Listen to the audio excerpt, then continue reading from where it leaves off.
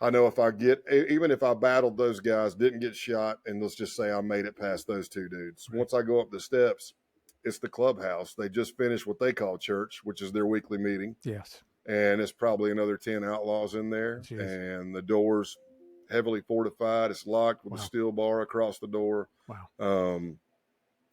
So, I mean, what are you going to do? Yeah. And then I think I'm done. And he searches me. I'm completely naked. Well, I'm naked from the ankles up. Yeah. I take off all my Okay. clothes, my boots. Yeah. I drop my pants and underwear down around my ankles. They check me. And then I get my pants back up. I might have got my boots on. And that's when Clothesline says, he picks up a piece of clothing. And that piece of clothing actually had a recording device in it. Oh my goodness. And he says, hey, I'm not going to find anything in here.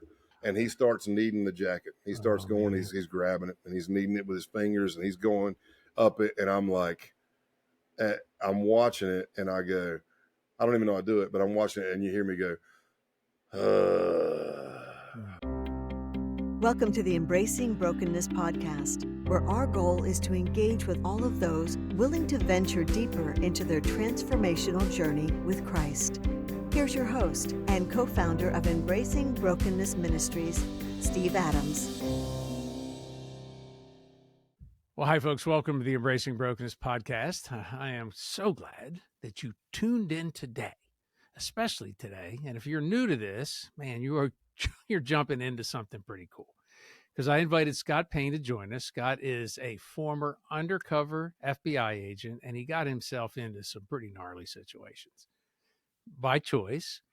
But the most interesting parts of his story are, how he integrated his life as a Christ follower to his professional life, which called him to go into places and even act the part of anyone but someone you would label as a Christ follower. Now, if you take a look at Scott, you can see the profile that he found himself into a lot of times.